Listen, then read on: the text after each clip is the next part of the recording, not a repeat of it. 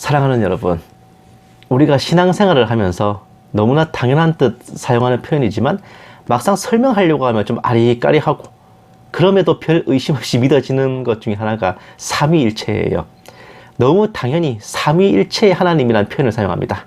하나님은 한 분이시지만 성부, 성자, 성령 하나님으로 나뉘어져 있다 라고 생각하는데, 좀 더 전문적으로 표현하면 한 본질의 세 위격이라고 하며, 제가 정의해드리는 개념으로는 하나님이라는 직책은 하나이나 그 직책을 가진 분이 셋이고 각각 서열이 다르고 맡은 분야가 다르다는 겁니다. 신학적으로도 삼위일체에 대한 해석은 조심스러운데, 극단적인 유일신 개념인 양태론, 즉 하나님은 정말 딱 한 분뿐이고 그때그때 모습만 다르게 드러내 보이실 뿐이다 라는 해석과, 똑같은 물인데 어떨 때는 수증기였다가 어떨 때는 물이었다가 어떨 때는 얼음이었다가 그런 식으로 비유하는 거예요. 또 하나님을 아예 셋으로 쪼개버리는 삼신론, 애초에 하나님 자체가 세 분이다 라는 해석, 이것은 모두 이제 약간 이단으로 정리가 되고 있습니다. 어쨌든 평범하게 교회를 다니며 신앙생활을 하시는 분들은 삼위일체의 하나님이라고 하면 성부, 성자, 성령 하나님이라고 곧바로 대답을 합니다. 그리고 이제 성부라 그러면은 아버지 하나님이죠. 성자라고 하면 예수 그리스도를 쉽게 딱 떠올리지만, 사실 성령 하나님이라 그러면 뭔가 인격적 존재로 떠올리기 쉽지 않아요. 이게 무슨 말이냐고요? 우리가 똑같이 하나님 하지만은 아버지 하나님은 곧바로 이미지가 딱 떠오르잖아요. 하늘 보좌에 앉으시고 다스리시는 그런 광대한 그런 압도적인 그런 초월적인 아버지의 모습이 떠오릅니다.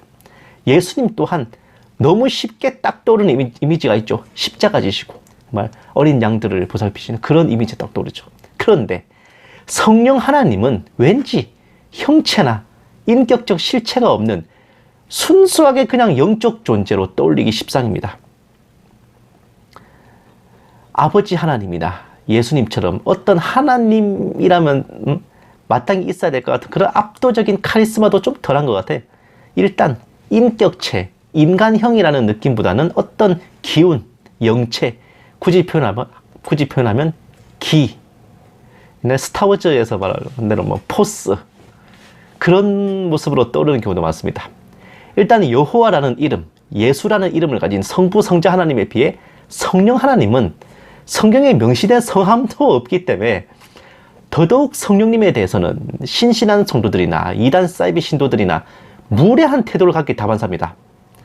제가 생각하기에는 성도들을 가장 오금이 저리게 하는 일명 성령 회방죄의 주인공이시면서 동시에 삼위일체의 하나님 중에 가장 명예훼손을 많이 당하시는 비운의 주인공이 바로 성령 하나님이세요.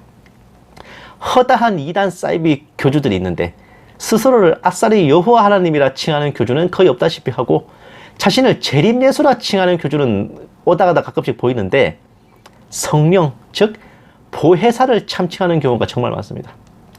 대표적인 예가 안상홍과 이만희예요.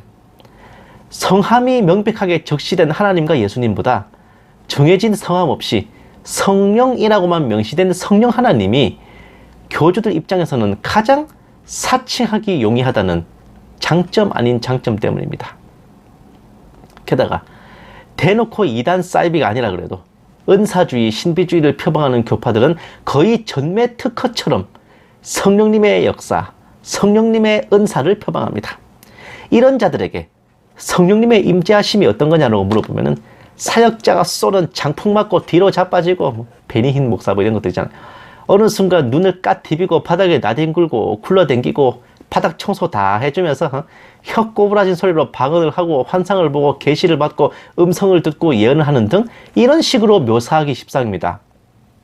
이런 자들이 하도 융성하고 부흥하다 보니까 멀쩡한 일반 교회에 다니시는 분들도 성령님의 임재하심이라 그러면 뭔가 평범함을 벗어난 비주얼하고 시네마틱한 모습을 떠올리는 경우가 적지 않습니다. 더군다나 성령 집회, 성령 부흥회 라는 간판을 내걸고 행해지는 집회나 행사들 보면은 성령이 임했다 하면서 온갖 푸닥거리가 벌어지는 게 그냥 눈앞에서 뻔히 보이는 현실이다 이 말이야. 사도행전에서 마가의 다락방에 성령님께서 임재하신 후 뭔가 비주얼한 기적적 현상이 벌어졌잖아요. 그리고 그로부터 초대교회가 출범했습니다. 그런데 그 인상이 너무 깊었나 봐. 성령 부흥, 성령 임재라 그러면 뭔가 신비로운 것부터 딱 떠올립니다. 1906년에 아주사 대부흥, 그리고 최근에 에즈베리 대부흥에 이르기까지 성령의 임재하심이다라고 하는 것은 뭔가 느낌이 오면은 뒹굴고 쓰러지고 춤추고 부르짖고 이런 걸로 여겨졌습니다. 거의 유일한 예외는, 그러니까 성령 대부흥이라고 하면서 그런 애한 모습이 안 일어나는 거의 유일한 예외는 성도들이 모여 말씀을 공부하는 사경회를 하다가 대역사가 일어난 1907년의 평양 대부흥 정도고, 대부분의 성령의 임재, 성령의 부흥, 이거는 말씀보다는 비주얼 위주라고 생각됐습니다. 이거 순복음교회에서만 하는 말이 아니라 일반 교회에서도 그렇게 말하더라니까. 오순절 장로교회, 순복음 감리교회가 좀 많아. 사랑하는 여러분, 여러분들이 보고 듣고 겪어보신 것들을 미루어봐도 제 말이 가히 틀리진 않을 겁니다.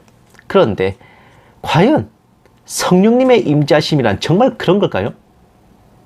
성령 하나님이란 무슨 호흡이나 바람, 공기 같은 그런 존재, 인격적 실체를 가진 존재가 아닌 하나님의 활동력, 역사하시는 능력 그 자체를 의미하는 걸까요?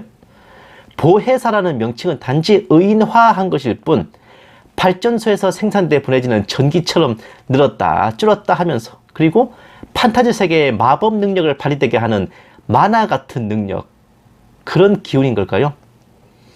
성령으로 충만하다, 성령이 소멸되다, 성령을 기름 붓게 하다, 이런 성경의 표현으로 인해서 불필요한 오해들이 더욱 생겨난 것도 없지 않아 있습니다만, 우리는 매번 성령 하나님이라 부르면서 성령님을 하나님 대접을 안 하는 이상한 모순을 겪고 있습니다. 성령 하나님은 성부, 성자 하나님이 그러하시듯 명백히 인격을 가지신 존재예요. 이러한 성령님의 인격적 실체는 성령님을 향해 뭐라 그런다? 생각하시는 분, 간구하시는 분, 탄식하시는 분, 사랑하시고 근심하시는 분, 그렇게 표현하는 성경의 증언으로 드러납니다. 아나니아와 삽비라는 밭을 판 돈을 감춤으로써 성령님을 속이려 들었고, 많은 성도들을 두렵게 하는 현세나 내세나 사하심이 없다는 성령 회방죄 또 역시 성령님께서 인격적 실체를 가지신 하나님이시기 때문에 그 성령님을 향한 회방이 성립하는 겁니다.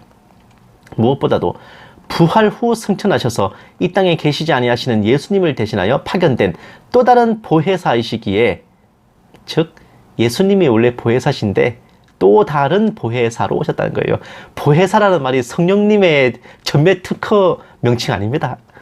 원래 예수님 거예요, 이것도. 어쨌든 그렇기 때문에 그분 또한 너무나 당연히 예수님처럼 인격을 지니신 존재일 수밖에 없습니다.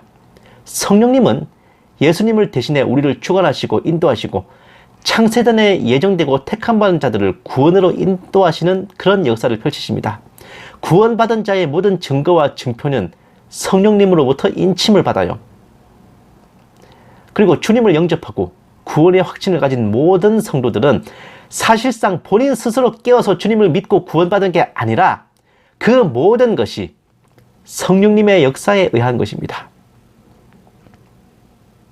이렇기 때문에 성령 회방자라는 것도 그 무슨 성령 사역자, 은사 사역자를 비판하고 반대하는 게 아니라요. 그런 게 성령 회방자 아닙니다. 뭐다?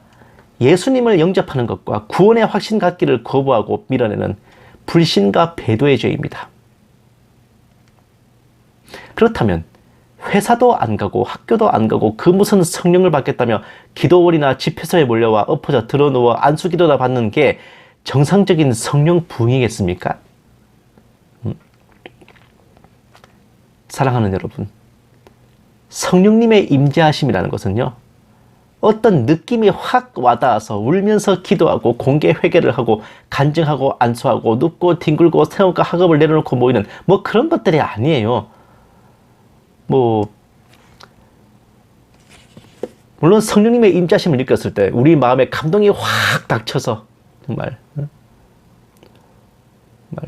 눈물과 애통함으로 기도할 수는 있어요. 그런데 엄밀히 따지면 꼭 그런 게 아니라니까. 성령님의 임재는 뭔가 비주얼하고 센세이셔널하게 느끼는 것이 아니올시다. 우리 구원의 확신과 함께 주님을 영접하기 전과 후에 인성, 품성 변화로서 드러나는 거죠. 다시 말씀드리지만 성령님의 임재하심은 드러눕고 뒹굴면서 기도를 받는다느니 일상생활을 좁고 성령 받으러 간다느니 하는 것이 아닙니다. 어떤 특별한 곳에 성령님의 임재하심이 있으니 그곳에 가서 성령님을 느껴보자는 것도 아닙니다. 성령님의 임재는 내적으로는 우리의 믿음, 우리가 예수님을 안 믿었다가 영접하는 것까지 포함해서요. 그리고 외적으로는 우리 생업과 학업 등의 삶의 현장, 예배와 말씀의 자리에 항상 있으신 거예요. 즉 예배와 말씀이 있는 곳에서의 신실한 경배와 말씀에 대한 사모함, 생업과 학업 등 삶의 현장에서의 진실되고 성실한 태도, 각자의 구원의 확신과 인성과 품성의 변화, 그것이 바로 성령님의 임재하심인 겁니다. 예수 믿기 전에 하루에 소주 한 병을 먹던 사람이 예수 믿고 와서 반 병을 먹는다. 그것이 바로 성령님의 임재하심에 대한 거야. 성령님의 임재하심에 의한 겁니다. 성경책 표지만 봐도 고개를 절레절레 흔들던 사람이 갑자기 말씀을 펴서 읽어요. 은혜 받기 시작합니다. 주일에 딴짓하기 바쁘던 사람이 그러던 사람이 예배 드리러 나오는 발걸음이 가벼워지기 시작해요. 그것이 바로 성령님의 임재하심입니다. 성령의 9가지 열매는 모두 인성과 품성의 변화이고 성령의 9가지 은사는 모두 우리의 구원의 확신이 그 목적지입니다. 지혜의 말씀, 지식의 말씀, 믿음의 은사, 능력 행함과 신유의 은사, 예언과 영분별의 은사, 방언의 은사, 통변의 은사, 이 모든 것은 결국 그 성도로 하여금 구원의 확신을 갖도록 이끌기 위한 은사다 그 말입니다. 2000년 전에 국사범으로 몰려 처형당한 목수가 우리의 주님이시고 하나님의 아들이시고 그분을 영접하면 구원받는다고 믿어지는 것이 바로 성령님의 임재하심이요. 오늘 당장 내 목숨이 끊어져도 눈을 뜨면 천국에서 주님과 티타임을 가질 수 있다고 믿어 의심치 않는 그 구원의 확신이 바로 성령님의 임재하심의 증거입니다. 예수님은 초림하신 후 부활 승천하셔서 아버지 하나님 보좌 우편에 앉아 계시지만 또 다른 보혜사이신 성령님께서 예수님의 이름으로 오셔서 우리 각 사람의 영혼에 내주하여 함께 하시기에 오늘 우리가 예수님의 이름으로 기도하며 주님과 동행할 수 있는 겁니다. 주님을 영접하고 믿고 구원의 확신을 가지며 우리 구원이 창세전에 예정하셔서 택하신 것임을 의심하지 않은 채 부활 승천하신 주님의 다시 오심까지 사모한다면 이것은 그 어떤 신통방통한 은사자도 따라올 수 없는 성령의 충만함입니다. 사랑하는 여러분, 뭔가 비주얼한 게 없고 마음에 뜨거운 것도 없으니 내 마음, 내 영혼에 성령 충만함을 못 받은 건가 의심하지 마십시오. 성령 한번 받아보겠다고 뛰고 뒹굴고 엎어지고 자빠지는 치들 보면 그냥 크게 한번 웃어주면 됩니다. 이러니까 개콘이 망했지 이러면서요. 쇼를 해라, 쇼를 하면 돼. 구원의 확신과 재림 소망을 품은 저와 여러분 모두의 심령은 이미 성령님으로 가득해 매진돼서 만석이야. 다른 영들이 파고 들어올 자리가 없습니다. 불필요한 의심과 흔들림으로 성령님을 근심하게 하고 회방하는 실수를 범하지 마시고 우리 본향 천국으로 나아가게 될 그날까지 1년 365일 하루 24시간 성령님과 동행하며 최고의 파트너이자 짝패로서 이 세상에서 후회 없는 삶을 살아가는 저와 여러분 모두 다 되시기만을 주님의 이름으로 간절히 축원합니다.